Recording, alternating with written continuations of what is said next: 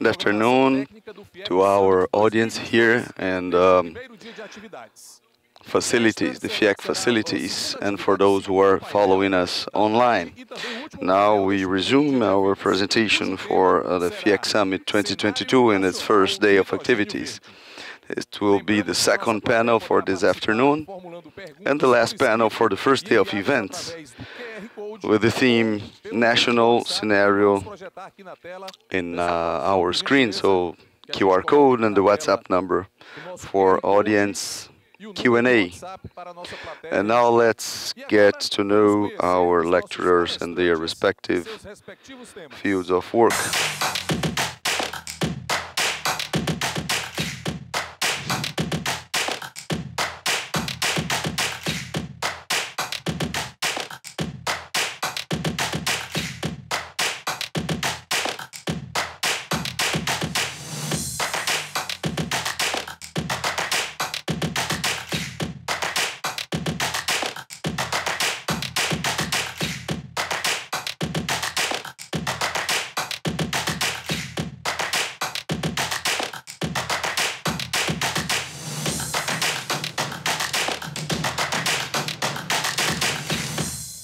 Now I invite the lecturers to the stage, Mr. José Firmo, CEO of the ASU Sport.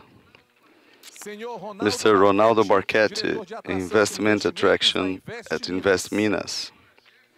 Mrs. Jessica Chan, Commercial Manager of Porto Central in the state of Espírito Santo. Mr. Carlos Cavalcante, Director of Environment and Sustainability of SUAP Sport in the state of Pernambuco. And last but not least, Mr. Marcel Haratz, Founder and CEO of Nextway Efficiency, participating remotely. For the moderation, I invite Professor Jurandir Picanso, Energy Consultant for Fiec. Please, Dr. Picanso. Well, we inform you that each presentation shall comply with 18 minutes of duration. I would like to ask you to comply with the time. We'll tell you when there's 2 minutes left. Dr. Picanso, the panel is on you now. Good afternoon, everyone. I thank you in advance. Well, our fellow speakers, I am here as a host because we are here bringing projects from other states, successful projects from other states, and it's been very rewarding when we've invited them. They've accepted willingly our invitation. We'll have a panel, a first-rate panel, because I believe that we'll get to know the initiatives happening regarding the project development on green hydrogen. We have ASU Sport CEO. We have Jessica from Porto Central, also the SUAP port, and the greatest projects are located in the ports, but we have the project of the state of Minas Gerais and also very important participation of Nextway Efficiency CEO with a remote presentation. And well, we are interested on knowing better all these projects, and I will invite for the first lecture Mr. José Firmo, CEO for ASU Port. So, Mr. José Firmo, the floor is yours. Well, let's get to the first lecture of our panel. Afternoon, everyone. Let me test here. So first of all, I would like to thank hugely Dr. Jurandir for the kind invitation, for those who organized this event. Well, it's very rewarding to have the sensation for me that worked for 30 years in oil and gas, and to be a president, a CEO for Southeastern Port, to be here in the state of Ceará talking about green hydrogen. So for this said, you can arrive to some conclusion. So the quality of innovation that the state of Ceará and Fiec has when organizing its events. So thank you for the invitation. And secondly, the challenge to talk about something that is a process of transformation. We are experiencing today the greatest disruption, maybe the biggest or the greatest event, disruptive event of our modern age. All the oil and gas companies in the world, they acknowledged already, and we can make some controversy on this, but the energy industry, the liquid energy industry, they know that they will pass through a very different moment, comparing to the past decades. And we have a consequence in logistics, in refining, in distribution. Basically, all the value chain of the energy industry is passing through a transforming moment. The future, honestly, I think none of us can imagine how it's going to be. Well, what we have apparently as convergence in terms of opinion is this energy which we are talking about, that is green hydrogen. The greatest bet in terms of liquid energy solutions. Well, for the Açu port, a port that is located in the southeast of Brazil, the southeastern region of Brazil, it's a great, an extraordinary opportunity when we imagine a port that is industry and energy together. When we think about Antwerpia, we think about Rotterdam, we think about the Houston port. All those, they have approximately 90% usage. I've been in Antwerpia, in the port of Antwerpia. I've seen small areas that have been allocated exclusively for low carbon solutions in the future. What we have in Açu port is some opportunity of localization, but most of all an opportunity to have available for the development of the future energy ready-made infrastructure and capable to absorb the transformation. That's the core of my presentation. So the capacities of an infrastructure tool as ours, being in the maturity point we are today, how it will absorb all these projects. Well, my main goal here is to tell you that what's coming ahead from the point of view of energy transition, it allows to PECEM and to Açu and Suape and Porto Central. It allows that we all imagine, wonder a brilliant future for these projects. And why? Because, well, since I'm a professional and with experience abroad in many countries, I can see the potential of this transformation. We are talking about hundreds of thousands of tons of hydrogen. This is infinitely small compared to the dozens of billions of tons of fuel, fossil sources. This volume transformation is extraordinary.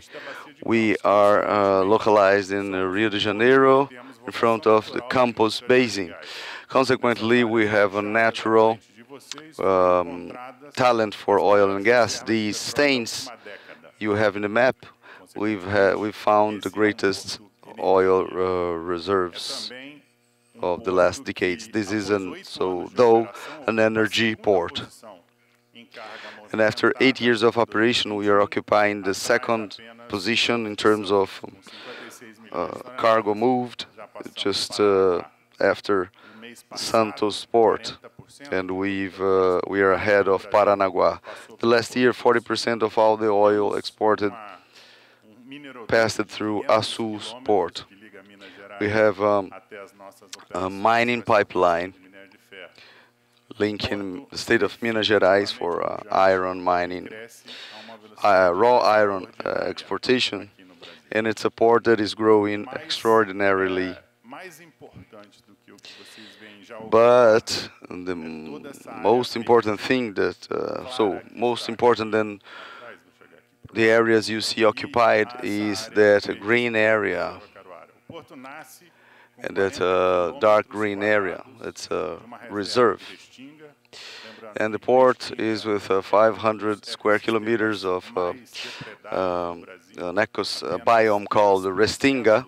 It's one of the most damaged biomes in our country. Only 3% of this, the so-called Restinga biome, is remained, and that's why we are developing this this natural reserve, and talking to IBAMA. We are trying to accelerate the permits and to make sure that all the clients in the port, they have a platform of environmental compensation available for the industrial development, to accelerate industrial development through sustainability. Then, but today what we have is just the beginning.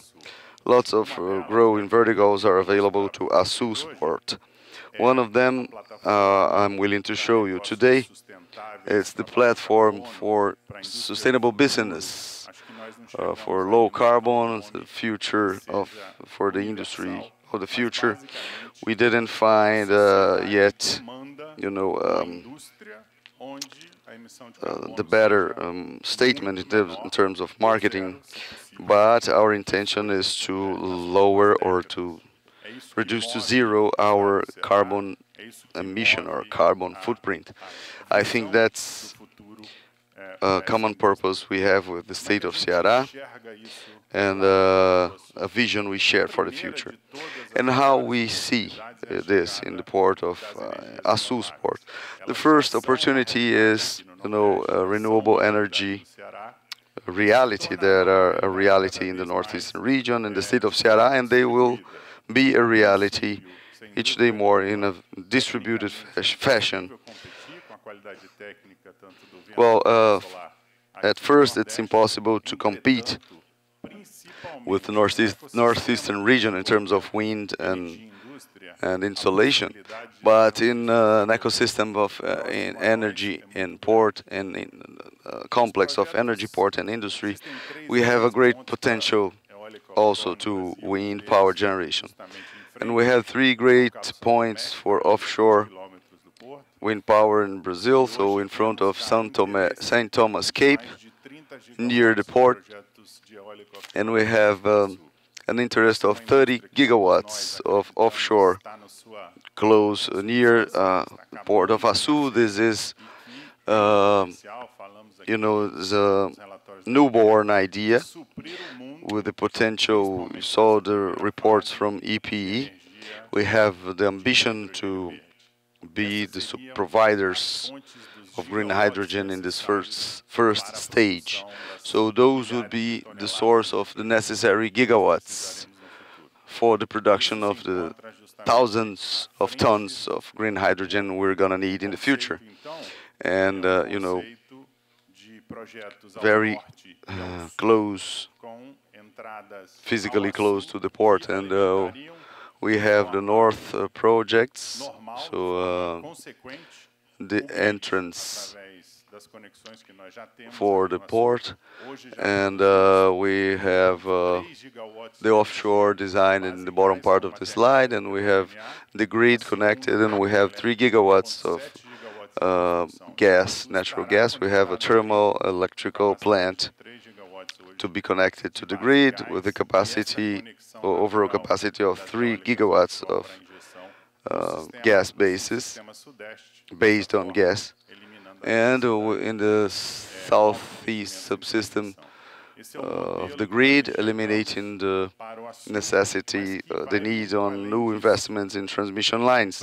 That's a model we are seeing to the port of Açu, but it goes beyond. The main thing, the main opportunities are logistical. In general, when we visit the greatest projects of offshore wind power generation, the developer shall establish a port, shall develop the port together with the offshore wind power or wind farm. We have here a ready-made infrastructure, however, with a great capacity to absorb. We have 3 ready-made areas to absorb the logistical basis necessary for the project's deployment. The projects, they attract manufacturing, as we've seen here in Pecém, in the Pecém port complex. We see bold infrastructures that will be necessary to cover all the needs of the Brazilian offshore wind farms. And so in terms of nautic distances and the logistical costs to serve the southern region and the northeastern region, so they are equidistant, and it brings us the possibility of scale. We have manufacturers looking at our industrial area, looking at aiming to a quick installation and the quick possibility of developing offshore wind farms. This way, as we also see, and this is a project that has been very interesting, we would like to have a pilot, a photovoltaic pilot, within the limits of our port, maybe 220, around 220 megawatts in the peak, aiming to provide energy efficiently and quickly for the low volumes for the pilot projects. A project like this, it combines perfectly in partnership with Equinor and also with Shell for green hydrogen. So we are creating an ecosystem that is very similar to the ecosystem you've created and you've experienced it in your state here. The Shell's project is very interesting. I participated for many years together with the regulators of the oil and gas industry with the vision to use part of the investment of the oil and gas investments for R&D. Brazil created a law that to make mandatory a percentage of the oil sales for R&D, and we've always stated that it would be a natural fund for an energy transition. It's the first project that would fulfill this promise from the past, when so money from R&D would be used, subsidies for R&D would be used for the energy transition with all the packages necessary for this future solution. So, and how this is connected to industries. One of the lecturers stated this afternoon that we cannot simply look at the exporting market. So Brazil has a great opportunity to be the world's greatest provider of green hydrogen. So several studies point out Brazil as one of the countries with great possibility to be competitive, but it would be just not enough to Brazil to see itself again as a commodities exporter. we see an opportunity of industrialization, for example, to add value. For example, all the nitrogen fertilizers in Brazil are imported. So before the war, we use it to say that, well, it's only enough to only one country not selling the nitrogenated fertilizers to Brazil, so it would expose our dependence. And a country like Brazil, too much focused on agribusiness, so this gets each day more obvious. And this is one of the decisions Brazil will have to take in the future. So the renewable energy, green hydrogen or green ammonia connected to an opportunity of an added value industrialization. It's one of the solutions that Brazil can provide for the future. That was my presentation. I hope you've liked it, and I would like to have you there. So a port of 500 square kilometers of area. So it's impossible to present an area like this in a PowerPoint presentation. So I wish I can do this someday. Thank you very much. Thank you very much, Dr. José Firmo, showing the great and enormous potential for the green hydrogen. So let's keep up, because now we have a presentation that is a little bit different. Because so far we've seen port projects, and now we'll have the opportunity to see investments in green hydrogen in the state of Minas Gerais that does not feature a shore. And for this, Dr. Ronaldo Barquete, Investment Attraction in charge at Invest Minas. Good afternoon. I would like to thank Dr. Jurandir and Monica and Fiec for this kind invitation. This so relevant and important event for the whole country. I understand that we representing Minas Gerais, the only state presenting projects besides Ceará, obviously, that is, a state that is too much ahead. And we are together with Ceará in the second place, so we are very proud. And I would like to congratulate people, academics and researchers and entrepreneurs. You are a reference for the whole country. So I've brought you an overview of the state of Minas Gerais. I think you are you know where it's located and the general features. And for this, we aimed that Minas Gerais can be a hub for the green hydrogen, and with a great possibility to be an industrial area for manufacturers for the sector. Well, just an overview of Invest Minas. Invest Minas is an agency of the state government that's responsible for attracting new investments for the state and responsible to give support for the already installed companies. Our work is free of charge, it's confidential, and we make an articulation amongst entities, among private and public bodies, regarding taxes, regarding subsidies, regarding funding, regarding land use, and land granting and permits, and we have warehouses and etc. to present to companies when they are interested in investing on the state. We also contribute with public policies.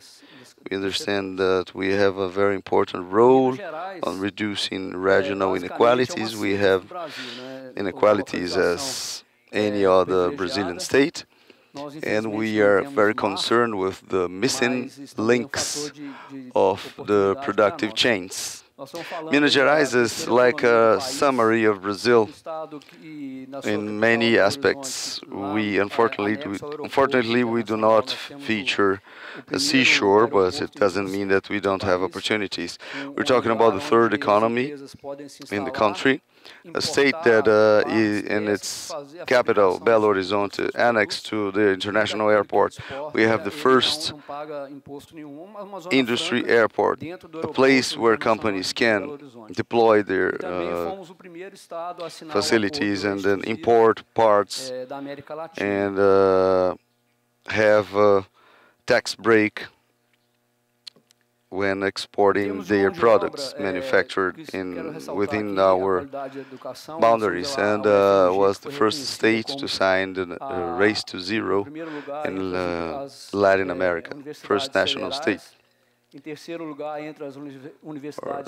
And I would like to highlight the quality of our education. We have our Federal University acknowledged as the first place, first place amongst federal university, third place amongst public universities. We have a program called Trilhas do Futuro, future trails, and we've been discussing about qualified manpower. So this is a program where the companies, they point us out their needs in terms of capacity building, and then we, as a state government, we find the people in our technical schools, and we have also two business schools recognized internationally, Dom Cabral Foundation and Schema Business School. So in terms of innovation, we're talking about the only research and development. So, and we have Stellantis, the former Fiat industry plant, and research and development centers for Latin America of lots of great companies, Huawei, Cadence, Stellantis, and we have CG Brazil with a pilot for developing flexible solar photovoltaic panels based on organic products, and CBMM with a research and development center for niobium applications. When talking about Minas Gerais, we can say that we have a thriving economy, and I would like to bring you this context to confirm what I've mentioned in the beginning. The importance of Minas Gerais in the production and consumption of green hydrogen. In terms of agribusiness, we are the greatest producers of coffee, milk, potatoes. We have the greatest amount of cattle units, and we have more than 50% of mineral production of the country, and 30% of the mineral production in the country comes from Minas Gerais. We're the second greatest producer, manufacturer in terms of the automotive industry, and the second car parts manufacturer in Brazil. And in terms of steel milling, we are the greatest producers of raw iron, and then we can talk about production and consumption. So what we will produce will consume locally in terms of green hydrogen. So Here, people, our fellows talked about solar and wind power generation. So in terms of photovoltaic generation, we have the greatest numbers in terms of installed, and when the centralized generation is the granted power and installed power generation, we are in the first place with a capacity of more than 2.5 giga of installed capacity and 27 megawatts of the centralized, so granted plus installed. Wind power energy, or wind power. So Minas Gerais was known as a interesting place for wind power generation, but we have a certain place in the northern region of our state, near the state of Bahia. Obviously not, we cannot compare to the levels, to the potentials of the northeastern region and the southern region of Brazil, but we have some big projects under negotiation. Some of them are hybrid, so combining photovoltaic and wind powered. So, and about biomass and biofuels and biogases. And regarding our agribusiness position, we see a great potential for biomass and for biogas generation. We are the second greatest hydrated ethanol and the fourth in the production of ethanol. And it makes us see with good eyes the possibility of partnerships with the hydrogen sector. And as we have the solar production, we are the first state in terms of small hydroelectrics, and we are the first in steel milling and the greatest cement producer. And in practice, we have this Neumann and Nasser manufacturing project towards the hydrogen sector, and also we make part of one of the 5 GIZ projects in partnership with Unifei in the southern part of our state, with the aiming to create undergraduate and graduate and undergraduate and postgraduate courses for the sector. And why Minas Gerais is a reference in terms of renewable energies? We have the second greatest consumer market in Brazil. We are one of the greatest agribusiness place of activity in Brazil. We have biomass and lots of inside resources. We have valuable natural resources for water, soil, minerals like niobium, and for the base industry, batteries, for example. We have tax breaks, we have environmental permits and issuances that are very facilitated, so companies with solar generation projects, so we have an average time of the permits of 20 days for the final issuance. We have state banks for funding, and we have lots of lines for funding, and since Minas Gerais has 249 municipalities making part of the so-called SUDENE superintendents for the semi-arid and arid regions development, so we can reach the BNB, so Banco do Nordeste, funding lines. We have a highly capacitated manpower, and we have the second industrial park and automotive park in Brazil. So, and this industrial park it's very important as a reference for the future plants of green hydrogen. And with this, we are very happy to know that we have industries throughout the state that can adapt to contribute with the sector, and not only big companies, but also medium-sized companies can help the sector. And finally, why Minas Gerais? We are a pole of attraction for energy generation and steel milling, fertilizers, and we have business with lots of manufacturers in terms of equipment. We're a greatest producer of biomass in the country. We are articulating with the private sector for public policies of incentives. We've been performing a series of workshops in our state, and we count on the state of Ceará to help us in this mission. Workshops regarding fiscal and tax breaks, environmental licensing and permit issuance. We have a lot to know with Ceará and a lot to contribute as well. Thank you very much.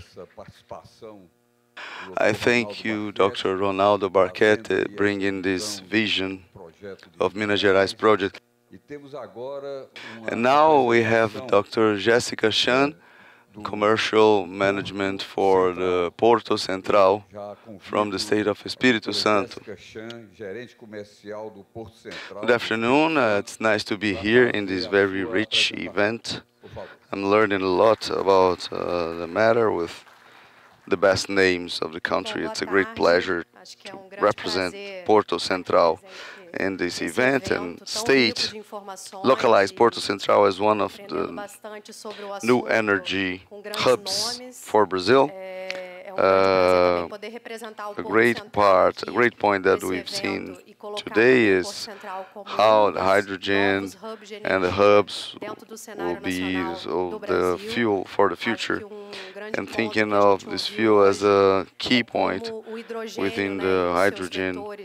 So Porto Central is a new port project that I will present to you this afternoon, aiming to provide this support in logistics and so transportation and distribution of the green hydrogen.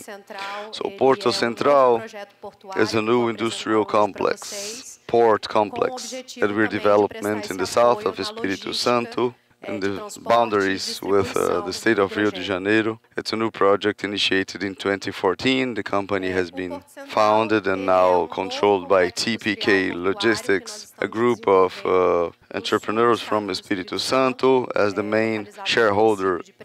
Polymix organization, that is a family company, one of the greatest concrete companies, cement companies, and the successful initiatives, businesses in the concrete, the civil construction and concrete area made the basis for the investments in Porto Central.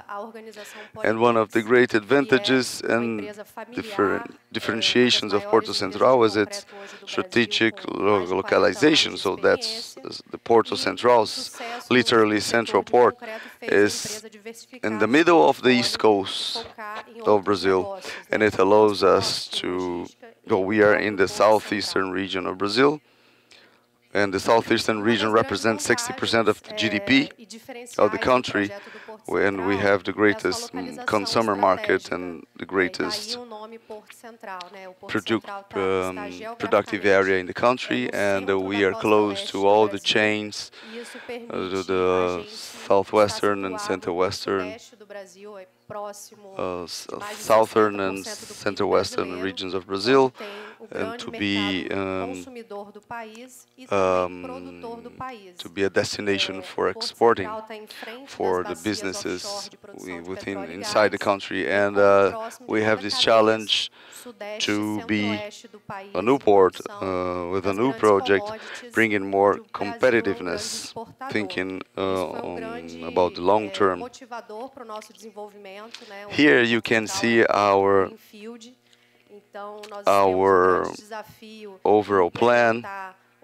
We occupy 2,000 hectares of area, and it's a project and thought to be long-term, thinking about having so profound water, so to serve,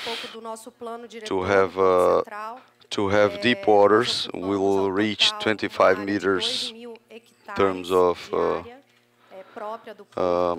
and to have a deep draught of 25 meters to serve the mining ships, to serve heavy cargo ships, and all these players would be sharing the same port infrastructure, reducing their OPEX costs. And when we talk about looking at this overall plan for the port and a vision for a long-term vision, so the energy hub is forecasted for the number 1, number 2, number 3 sectors. These are our berths for natural gas, and we have also our berths for liquid bulk.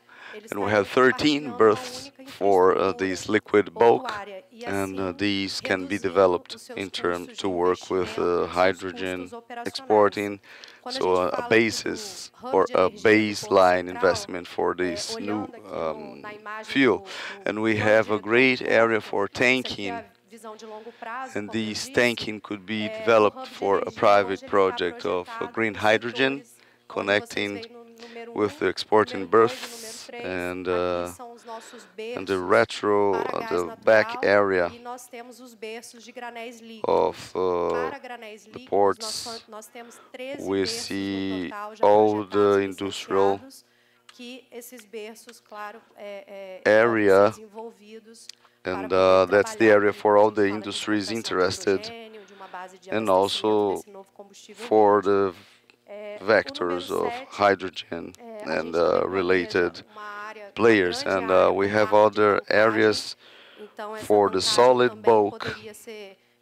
When we talk about mining terminals or grains or importing fertilizers, containers and general cargo.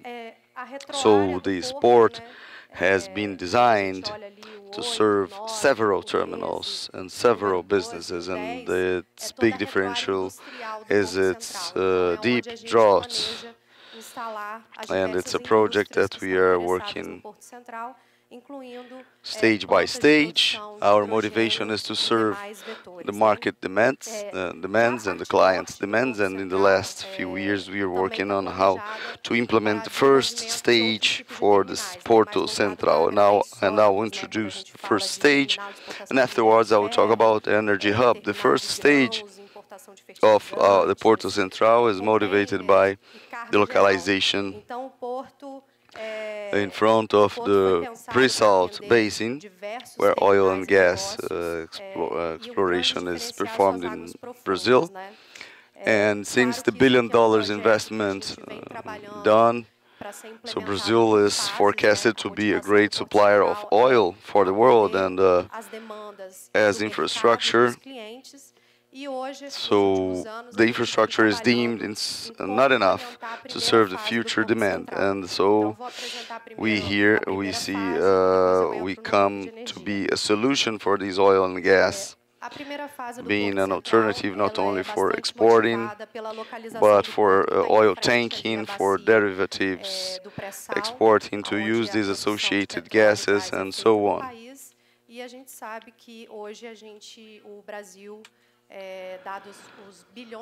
And looking to what is forecasted for oil exportation, so this infrastructure and that will perform, we have podendo se colocar como alternativa não só para exportação, mas para tankagem de petróleo.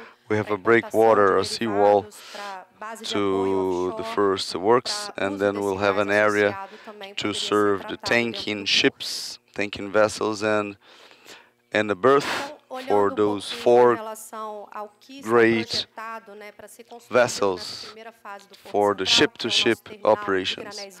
That's our initial planning, and where are we in this first stage implementation? So the port that is greenfield, and it's always a challenge. So the first stage is where we need to focus, and since we implement the first stage, we make feasible all the segments forecasted and projected. And in this first stage, we've served lots of preliminary steps, including the acquisition of land. All the 2,000 hectares are available to the project. In terms of environmental permits, it's always challenging. It takes a lot of time. We have already our permits for this beginning, and with IBAMA permits and all the necessary licenses.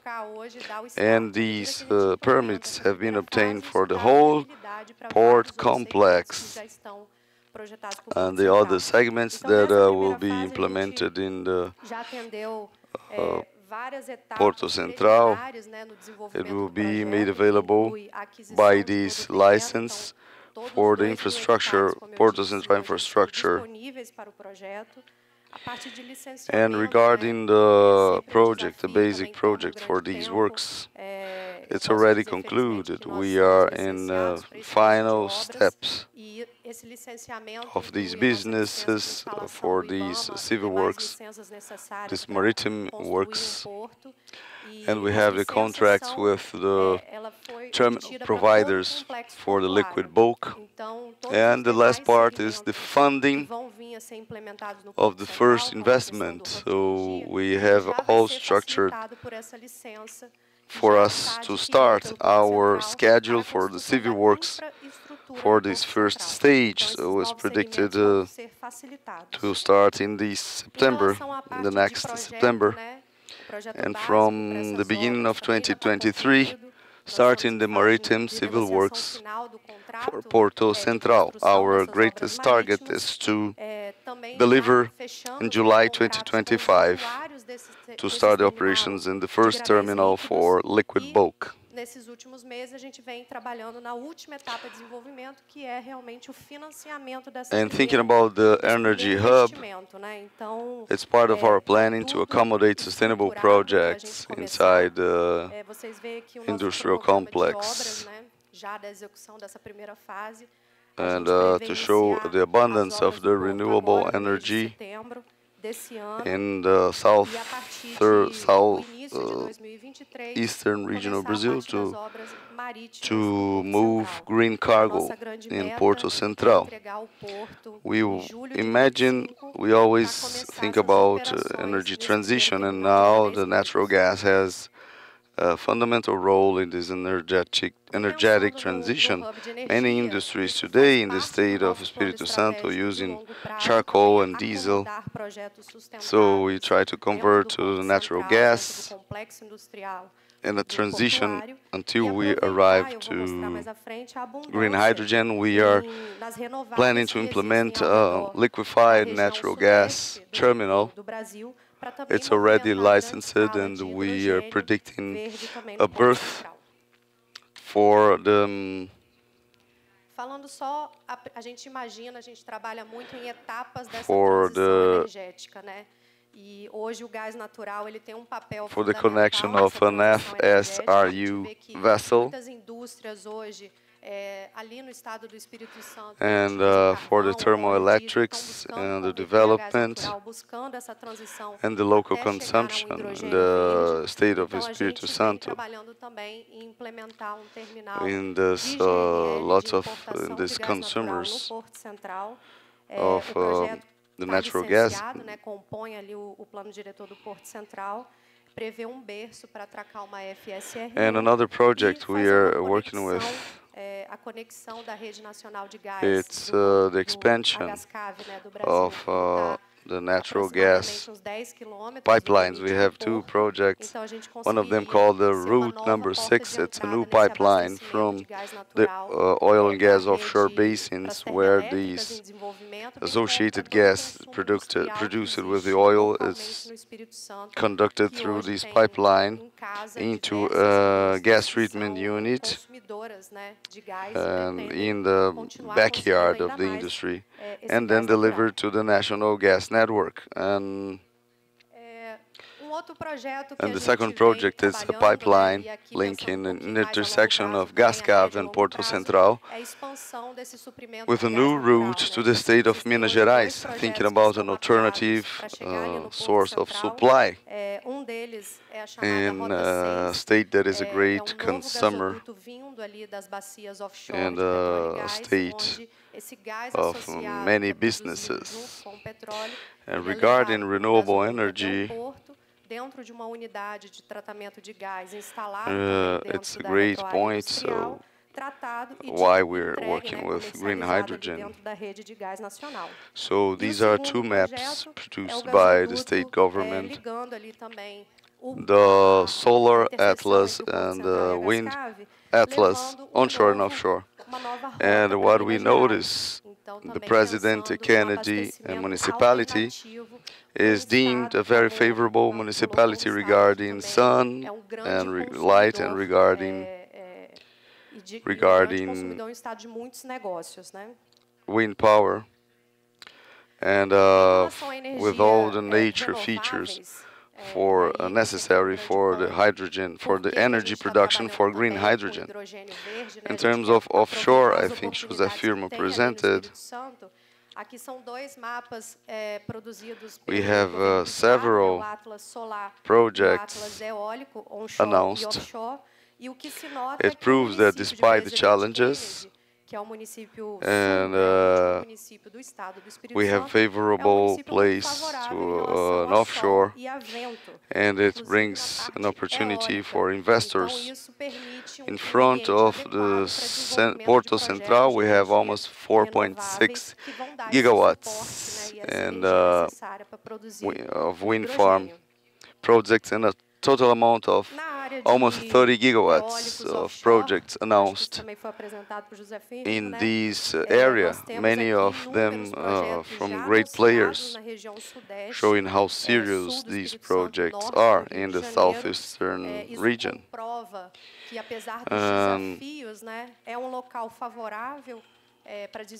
We have an infographic on how we can see all this environment. So Porto Central is responsible to manage and to implement a port complex. And once implemented, the Porto Central company will assume the management, and we will be a facilitator, articulating all the players involved in order to supply this green hydrogen to the world and to the domestic market. So in Brazil, we have available areas within our facilities for green hydrogen. We have reserved in our area for this green hydrogen hub. In this area of green hydrogen, we've chosen an area that is close to the tanking area, so taking advantage of this operational synergy with the tanking terminal and equally with that corridor linking to a dedicated terminal for exportation of this hydrogen. We focus on green ammonia as well. That can be a great vector, a great solution for the transportation and also to other noble purposes, supplying fertilizing the industry for fertilizers and helping in navigation industry. So when we have, since we have a deep drought to receive great vessels for this ammonia to be to be loaded in these big vessels to serve the world. And it's been told that we need basically energy and water, and hand in hand with energy,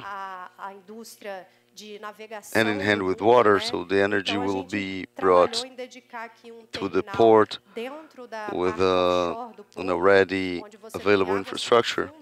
We have the seawater, but we also have river sources, so sweet water from certain rivers through a water treatment substation. And besides, thinking about these wind power projects, we have prepared an area inside the Porto Central. So from the side of the manufacturing or logistic basis for these several wind parks that will be developed in front of Porto Central. I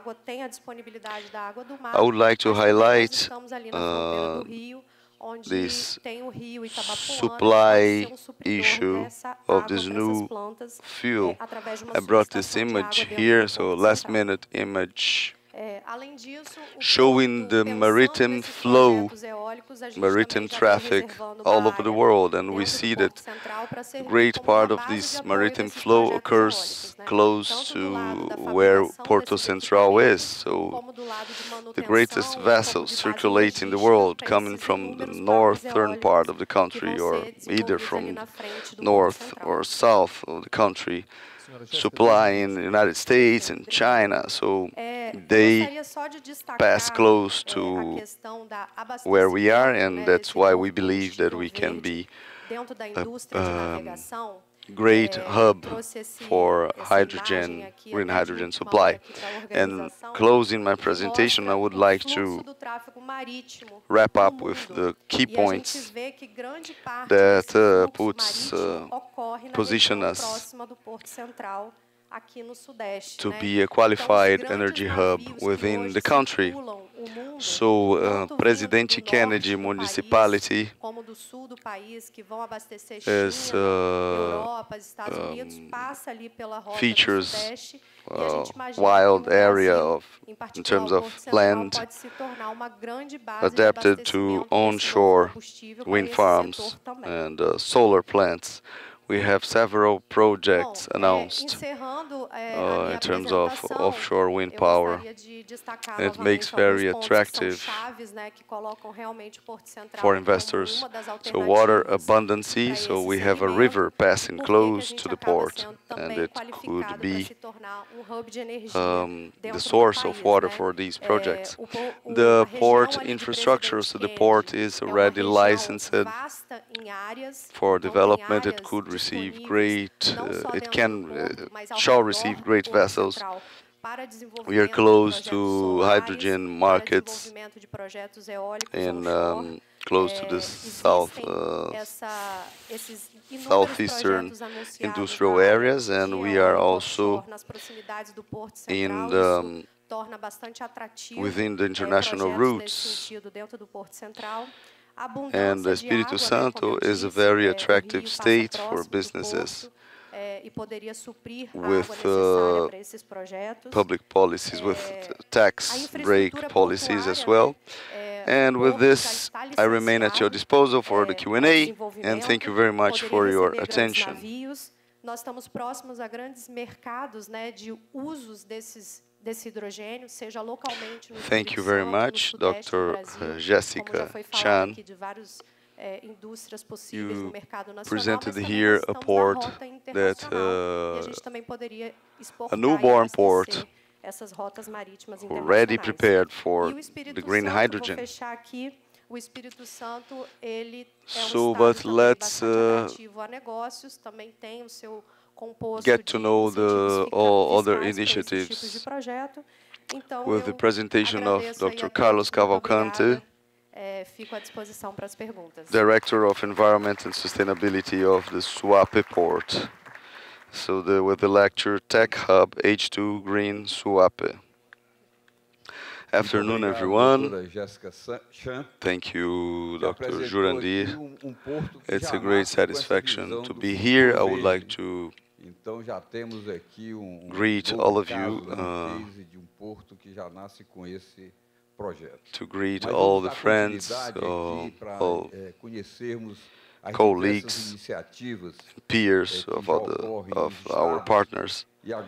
And we are very happy to be able to share the projects, ideas, ongoing projects, establishing a new perspective. And it's important to see that Brazil is advancing and the Brazilian northeastern region. And congratulations to the state of Ceará. Ceará is giving an example on how to perform an important public policy integration. And presenting those classical images, the Suape port, as Açu port presented, well, in terms of logistics, the times for displacement, etc. We have more than 60 ports, fellow ports. I won't be too long talking about us in terms of institution. I would dedicate the presentation for the green hydrogen. So in terms of distance, we are close to the state capital of Recife and 120 kilometers from João Pessoa. And so we have 7 state capitals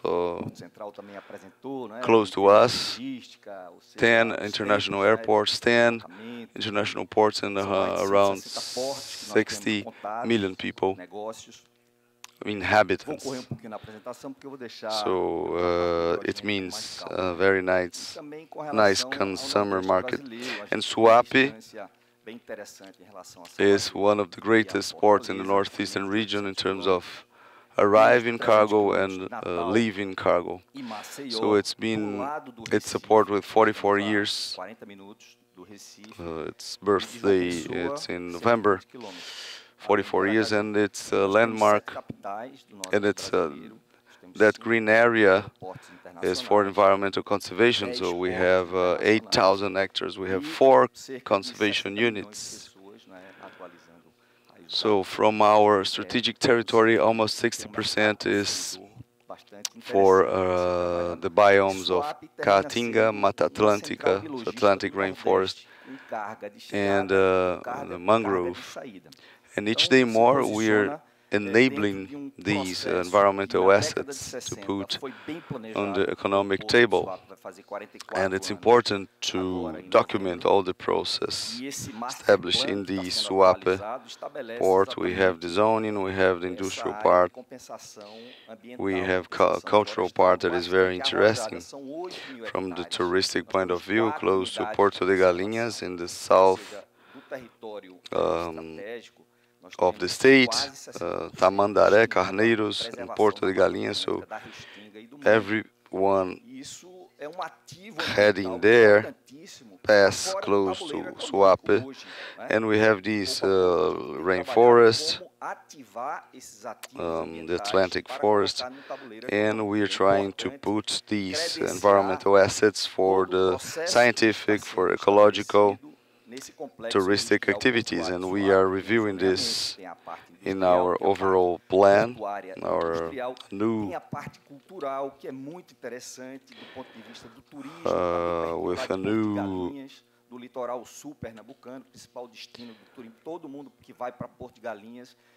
new first plan for the Suape port to present to the government. So the Suape port pays the bills. So from the 300 million reais income, we have this economic nuclear, and we are going to deal with this green plan in this review of the first plan, or the director plan, and we have several memorandums of 3 parties memorandums.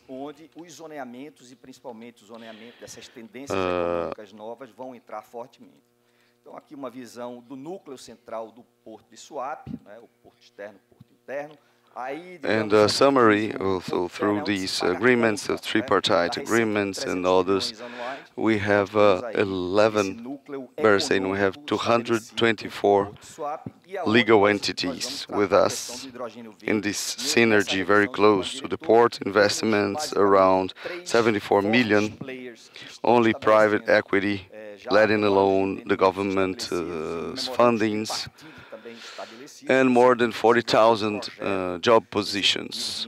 And not taking into account the 7,000 families and under social vulnerable conditions. So it's a very rich environment in terms of social, environmental, and cultural activities. Here are some companies represented here by their logo marks, and some data that are more macro data where we are where we highlight in terms of liquid bulk. We are champions in cabotage, port-to-port cabotage. We have an expectation that SWAP to consolidate in this process, and most of all doing what we seek for the most, that is energetic transition. The state of Pernambuco recently, the governor launched the program Neutral Carbon, and SWAP is like a propellant nuclear. This is the locomotive for the state of Pernambuco. And it's a case, an interesting case for this energetic transition.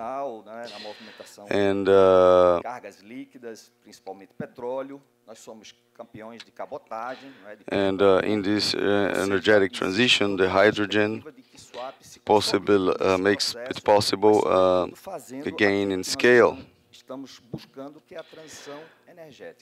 And this SWAP has a great commitment with SDG and goals and targets.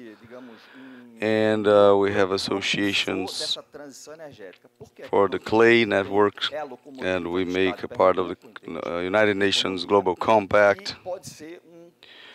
The report and some cooperation agreements with UNESCO, and the SWAP is reaffirming the commitment with the Brazilian society, aiming to establish this energetic transition through sustainability agenda. So we have green economy.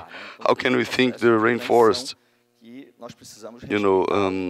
beyond compensation? How to use that asset to make more dynamic the local economy, and trying to involve people in the environment with organic agriculture or community-based tourism, with a portfolio of projects we develop. And by the same, in the same way, in the blue economy, how to think beyond cargo movement, but the potential of the biodiversity in Suape port. Our water quality is fantastic comparing to conservation units, so it's a port that has an ecological characteristic that have been poorly used to sell the business. And now the circular economy, or yellow economy, so nothing is by chance. So the Brazilian flag is green and yellow, and SWAP is the manager of this condominium of 124 legal entities. We can establish an engagement, and we can establish an energetic dynamic. So when this green district,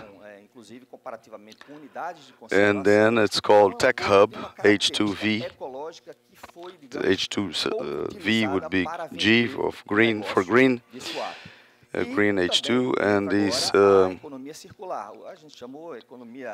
SWAP project amongst the three projects in the first stage, and they got together of a portfolio of 45 million funding, and it's ou seja, compromisso firmado com uma perspectiva de transição energética. We have a partnership with Senai for establishing the pilot projects, and that's the general overall it's the overview of the already signed contract. Working with the ground, the earthworks in this area, and from this renewable energy grid, focusing in this moment in the solar power, making all the connection necessary to the state of Pernambuco with hybrid plants, solar and wind power generations, and we have project for the converters of energy efficiency to provide a connection with the electrolyzers and also provide traceability and certification. So from the origin to the final consumer, to provide traceability under R&D processes, and also a part to tanking and storage and transforming hydrogen into ammonia and local consumptions in multiple ways, so from fertilizers to as a priority, and also thinking about mobility, to heavy mobility, light mobility that we have already in the complex, how to take advantage of the existing structures, transforming them, taking for the hydrogen production. We have another area together with the South Atlantic concessionaire. So going through Porto de Galinhas, it's an area of 1 hectare where we want to make like a showroom for the green hydrogen, establishing 2 areas, like a showcase for one for the society, one for the industries, to show every and each of the parties that we are already doing it. Many things will happen, but you're witnessing this and you're here to anticipate the future. But to anticipate the future is amongst other things, to see R&D projects. And we are stimulated to attract other companies. Lots of companies are interested in assembling their projects, so the units are not too big. The established area for this first phase is 1.3 hectares. It's a small area, differently of a project we're assessing with care of 72 hectares, and with Casa dos Ventos, another area close to 100 hectares. So commercial scale areas. And here I talk a little bit about all these projects, this green industrial district and the blockchain technology for the traceability from the origin to the final consumer, establishing new mechanisms of economic transaction. For instance, how to transform these these environmental assets in crypto assets. It is possible with blockchain. We are studying to perform an energetic transition, stimulating this engagement and the purchasing of these crypto assets in a blockchain platform. We are working hard on it. So production and storage of solar energy and applications in mobility. This project will be developed by the Innovation Institute and the Equatorial Group, and the multi-door converter and energy efficiency enters as a propellant spring for this process. Storage and transportation for green hydrogen stood in graphene to improve the development of the high-pressure cylinders and to use this model in a greater scale. Green ammonia for industrial processes and agriculture, considering the existing gap in terms of ammonia in our fertilizers in Brazil, with this perspective of broadening its production part. There is incipient, considering 80% of urea used is imported. Now here we have regulatory milestones. We'll study the norms and the rules and the regulations that can be adjusted in terms of environmental licensing, economic rules and fiscal rules, and etc. Here are some MOUs already established, and now we pass to and then tripartite NDA memorandums involving Copergás and CARE, Casa dos Ventos, SUAPE, and Next Way, to help this process of acceleration. So,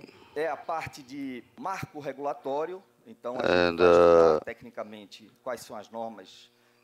even if the project is not assembled, but creating a synergy amongst the companies for the advancement in DSP and the projects, so leveraging all the necessity on technical knowledge.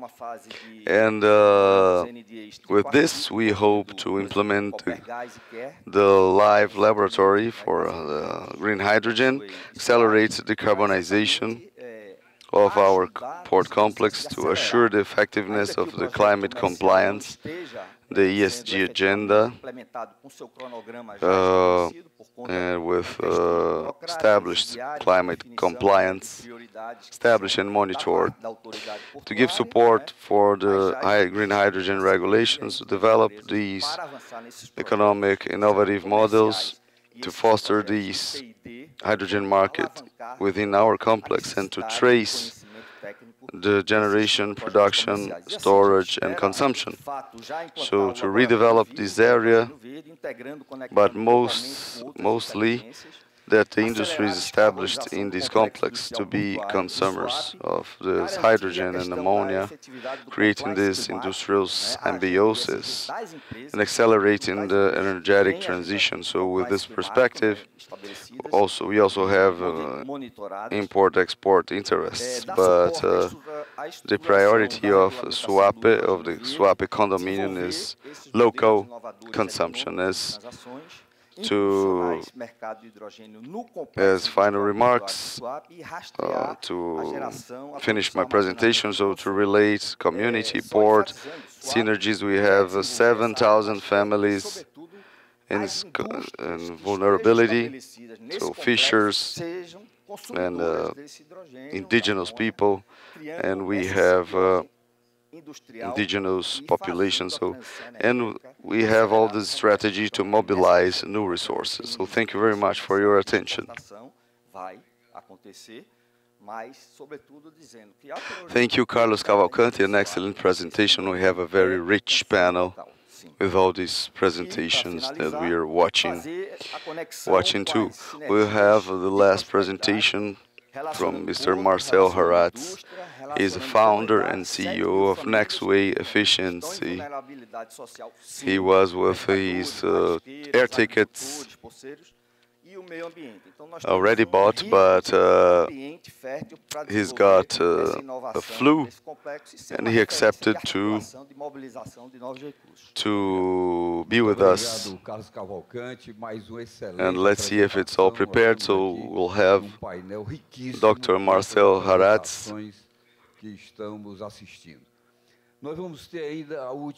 Welcome, and I hope your health is under recovery. Thank you, Jurandir. Thank you. Good afternoon. I would like to be with you in person, but unfortunately I got this flu. I am recovering. I think in a week I will be 100% recovered. So now I'll try to share my screen with you. Can you see it? Can you see the presentation? Yes, perfectly.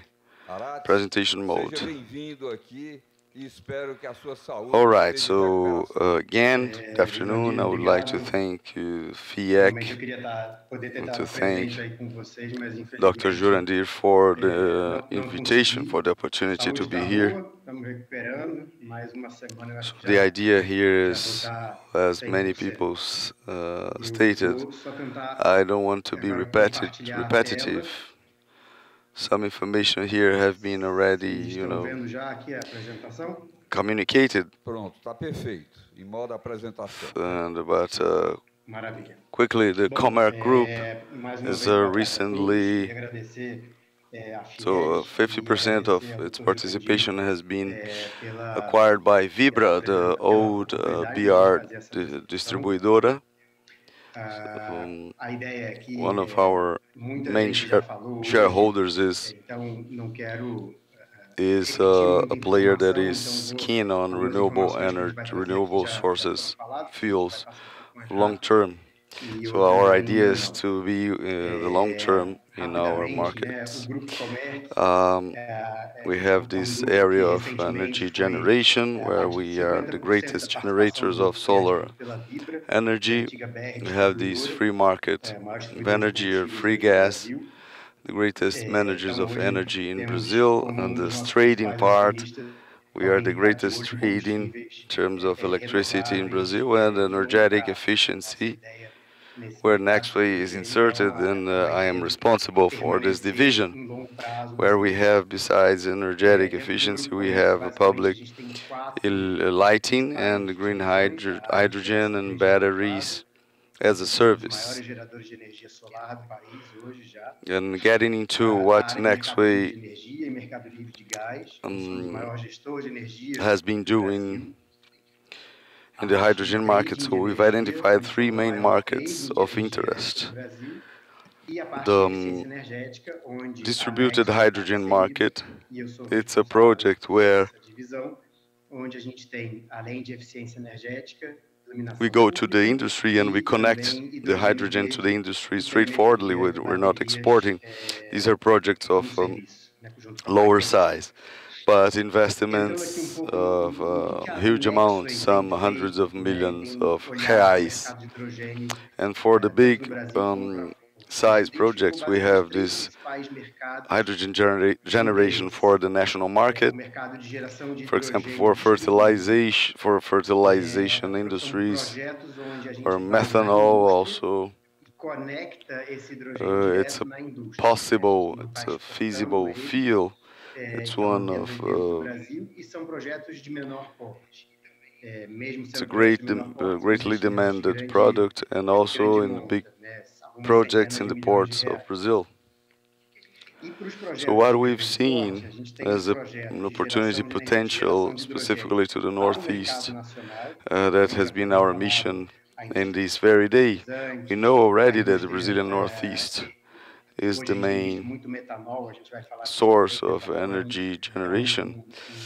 And if we put together greenfield and wind power and a solar greenfield, we're talking about 85% of this wind power greenfield in the northeastern region, and 68% of the solar greenfield is in the northeastern region.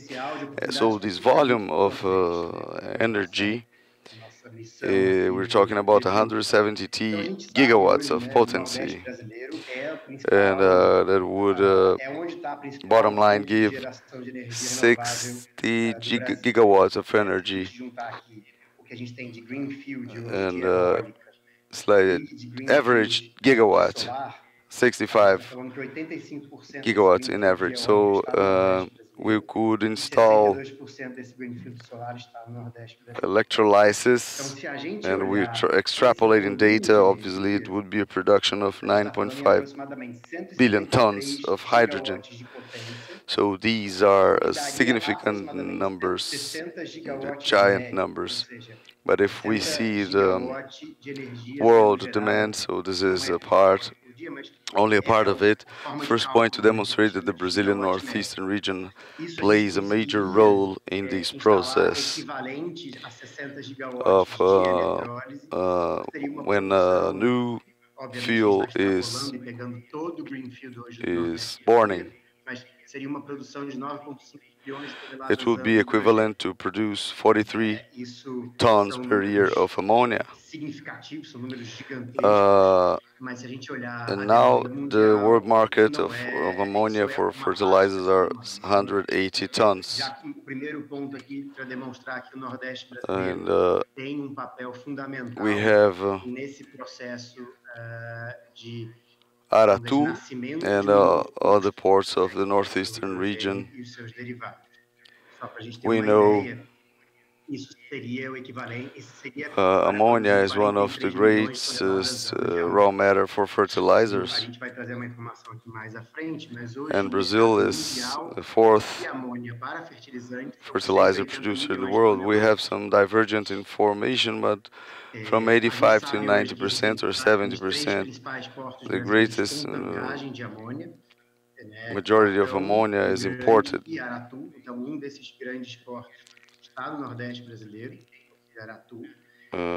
We saw the Brazilian dependency on international ammonia was only a matter of time to realize that we are too much dependent. We have a great dependency on international ammonia. And here the other information, 180 million tons per year, so that's the market, ammonia market for fertilizers. It's been information recently passed in two congresses that the perspective of the world market, ammonia world market for ship supply in 2050 will be the same market, ammonia market for fertilizers. 180 million tons additionally per year to 2050, simply to supply shipments. So one other reason why northeastern region of Brazil is plays a fundamental role replacing the fossil fuel. If we look at, so these are data from McKinsey, recently published. The predicted costs for the Brazilian hydrogen in 2030, it will be amongst the cheapest. But an interesting thing to see is too much is talked about green hydrogen in countries close to Europe, Mauritania, Namibia, Tunisia, Arabic Emirates, that in some moment could have a pipeline for hydrogen connecting with the generation sources, from the generation sources to the points of consumption in Europe. And we've heard a lot that the geopolitical tends to bother and to delay.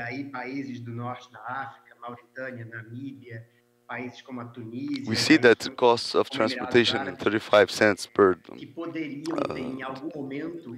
dollars in 2030, it's not the main driver for the hydrogen costs. We can have Brazilian hydrogen delivered in Europe, but a very important point to highlight is we not necessarily need to export the Brazilian hydrogen. We may export the Brazilian product that made of the Brazilian hydrogen. Instead of exporting the raw matter, we can export a product with added value and a product that is low carbon. If we look at, this is a graphic updated in January this year, but it didn't change its behavior. We see that ammonia in international markets had a behavior in terms of price many years between 400 to 800 and then 200 to 400, and with international crisis the prices got crazy, and we do not know yet if the tiers of ammonia price will follow this new curve and around 1,000 or 1,200, or if it will fall to $600. But what we already know is that the hydrogen produced in great scale projects internationally in Arabic Emirates, for instance, it can produce ammonia with great with competitive prices that are cheaper than the $800 tiers. So we in the northeastern part of Brazil, we let nothing to be desired in terms of engineering capacity to implement those same projects in our Brazilian Northeast. When we enter this in terms of methanol, because we talk a lot about ammonia and a lot each day more about methanol. So methanol in Brazil is highly used by biodiesel manufacturers. If I'm not mistaken, yes. It consumes around 30% of the Brazilian methanol destinated to biodiesel plants. So this methanol is imported essentially from China, and it's imported from not renewable sources of energy, and that in essence would be 100% renewable. And besides bringing predictability on the costs, have the opportunity to bring to the Brazilian biodiesel a new opportunity to have a lower rate of carbon. And the process I didn't mention, but the manufacturing process of methanol, it's a process that is well known, and we're not reinventing the wheel, something that is very well known.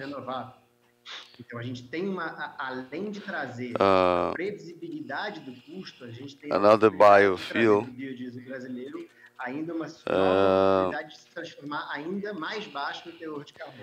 is the SAF, it's a renewable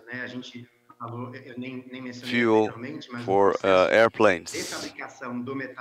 And the main aviation refining plants are marked here in the map. We have one in the state of Rio Grande do Norte. We have a market of 17 million liters per year for aviation fuel in Brazil, and it represents 10 million CO2 tons, 10 million tons of CO2 emissions. And we have a program called Corsia. The idea is to minimize or neutralize emissions from the aviation sector by 2027. So the hydrogen route is very interesting. And Nexo has SAF, Sustainable Airplane Fuel. And it brings us a more believable view.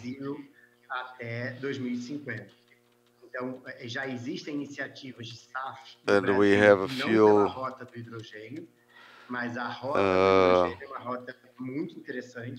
biogenic fuel obtained with the biomass burning, and we have a Fischer-Tropsch reactor, and bottom line we have an oil that is refined and that can produce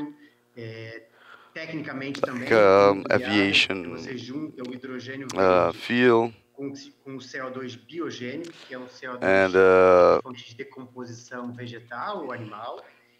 we have this technical capacity, and we have a regulation for the production of SAF in Brazil in terms of kerosene for aviation.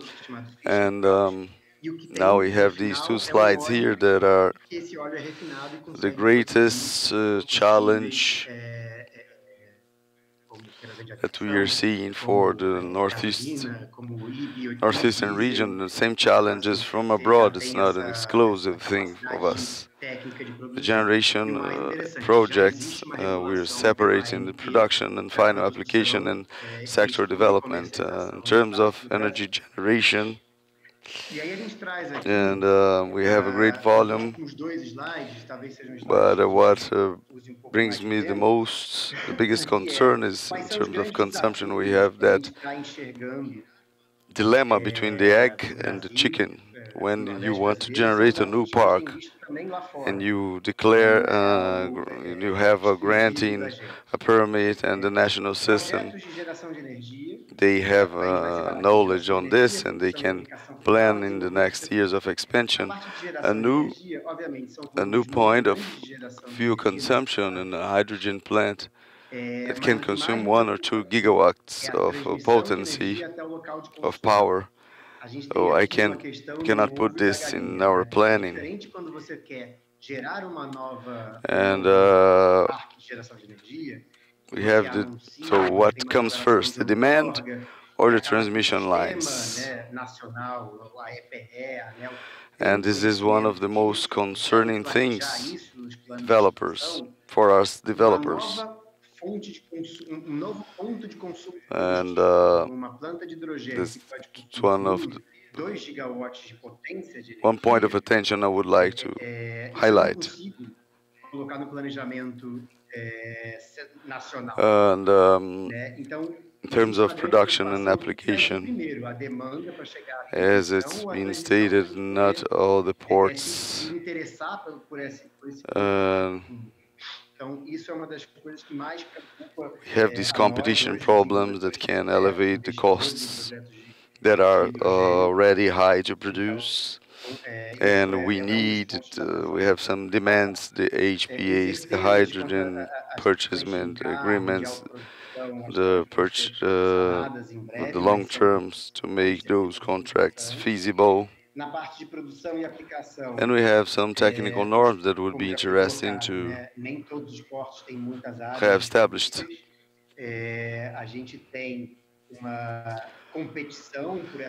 And in terms of sector development, the credit lines available with BNDES, and we already have, together with banks, working with international banks, multilateral agencies, in order to have a financial line with the funder understanding how the project works. And to conclude, we know that the Brazilian Northeastern region is privileged, and we have the importance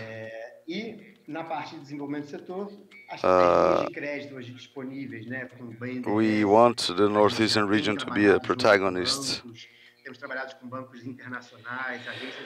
We have this internal demand for certified hydrogen. We cannot let alone the internal demand. We need to develop the international market. And wrapping up here, we understand that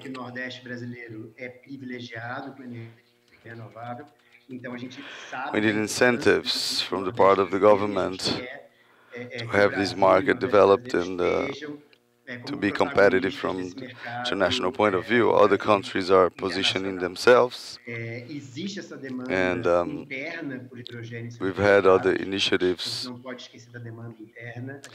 generating subsidies or generating byproducts. So the wind power,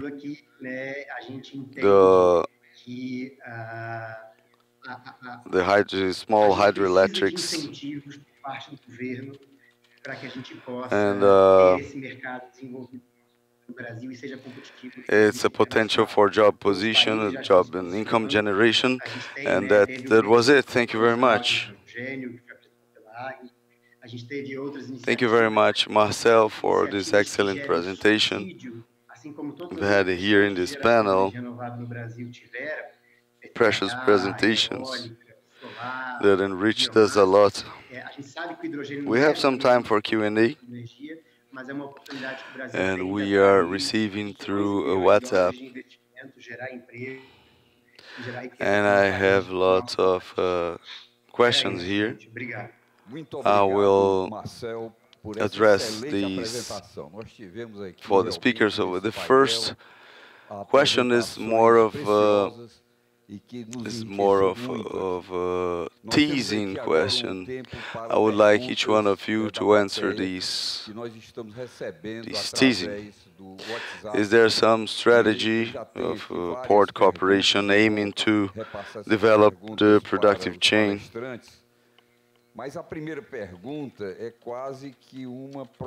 I can broaden the question. I can broaden the question, so we cannot see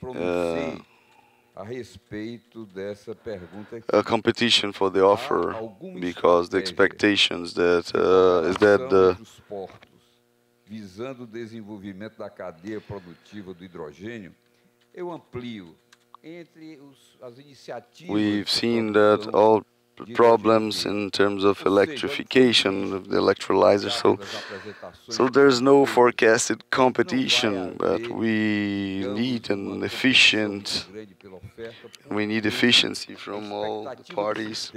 So in this sense, do we have any strategy for these actors to perform a gather effort for greater efficiency? I would like to hear from you if you accept this teaser, beginning with Mr. Carlos Cavalcante. Well, we've been observing some movements, and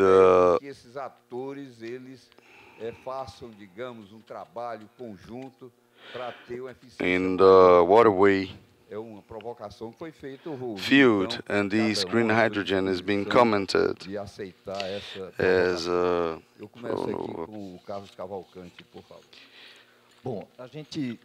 aiming some articulation, and in Santos we'll have a meeting in October on how to articulate the public ports. This is an initiative that is ongoing, and we are being demanded to present our strategies. In our case, the Suape port. Another reference that is worth it to highlight, it's the experience of Ceará, this event here. So we've had the first event. It's being sponsored by a certain company.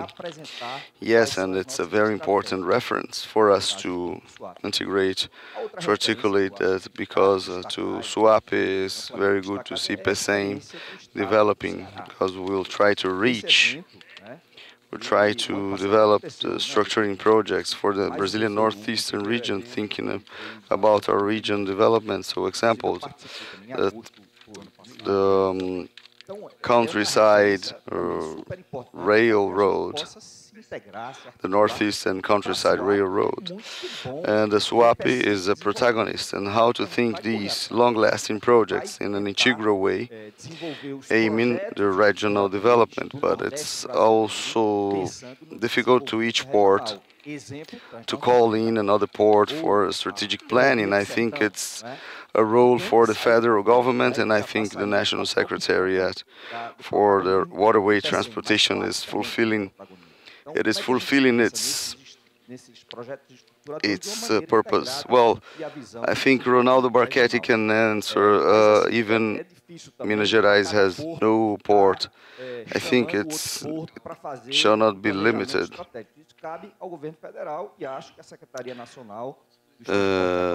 Yes, we do not feature ports, but I see a need for a national leadership, and each state shall contribute with they have, with the best they have, and we need to depart from the references. Internal consumption, for example, in Minas Gerais, and biofuels, I think each state has something to contribute. partir dessa referência. And Se o outro we é have eólico, examples from other nós, por exemplo, states. lá, a preocupação nossa é o consumo interno, We need to have basicamente, these né? Nós temos national empresas leadership in each siderúrgicas, state to mineração. contribute Foi falado aqui do with what they transporte have of aéreo, best. o biocombustível. Então, acho que Jessica cada Chan, estado tem please. o que Well, I contribuir. think that Nós temos from aqui these 4 events, estados diferentes e nós temos outros we exemplos de can, outros estados que estão as aqui takeaway também messages, no so hidrogênio. the demand Eu for acho que this green ter essa hydrogen liderança will nacional e cada estado be contribuir com o que higher tem de than melhor we think. para o So desenvolvimento.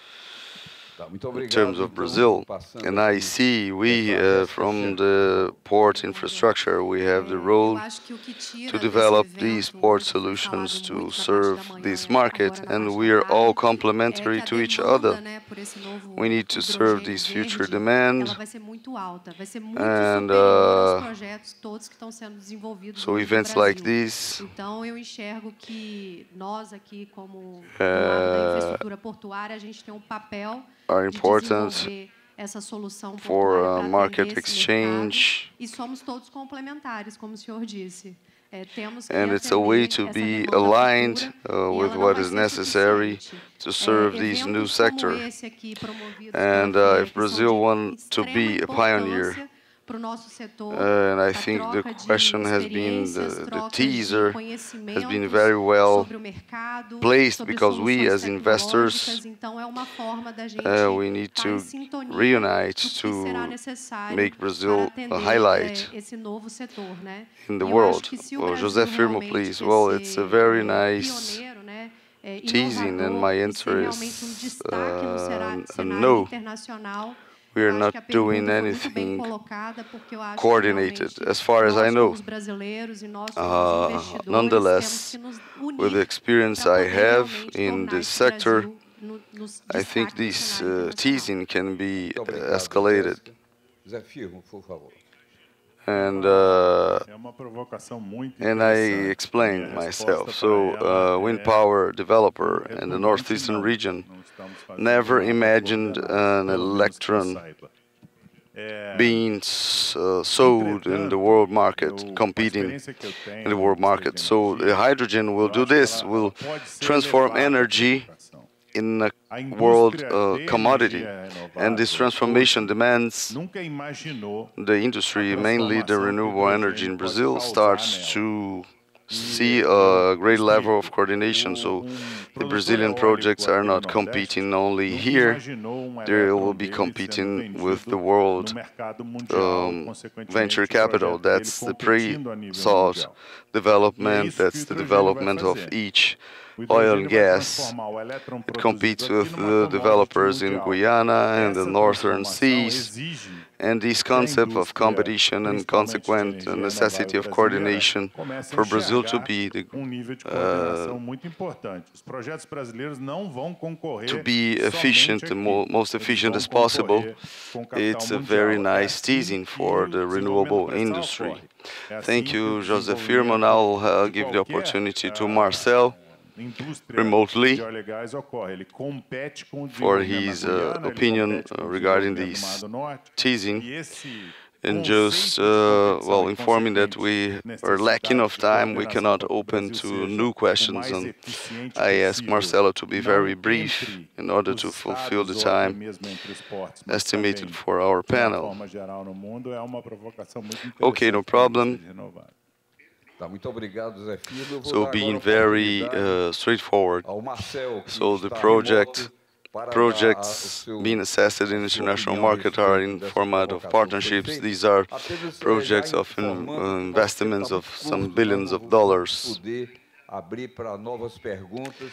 and E peço some que ele também seja uncertainties muito from breve the para point que a of gente view possa of cumprir scale. o tempo estimado aqui para Um, o nosso so painel. I think partnership is a key word in order to we to grow this market in Brazil, to create this momentum in Brazil and to have each day more projects. So we from Nexus, we have partnerships in development, we have partnerships in Brazil and with international companies, and we are open to new partnerships. And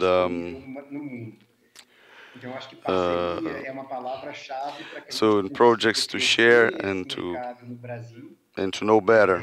Thank you, Marcel. So we don't have time for nothing.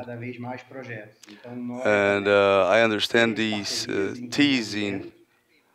these teaser made. I think it's a mission for us, a homework for us to make feasible this alignment of all the green hydrogen initiatives in Brazil. And well, I would like to thank all the lecturers for having accepted our invitation. And many are talking about initiatives, about Fiec initiative, but the event is an event that is valued by, has its added value by the value added for the value added by the lecturers here. Thank you very much.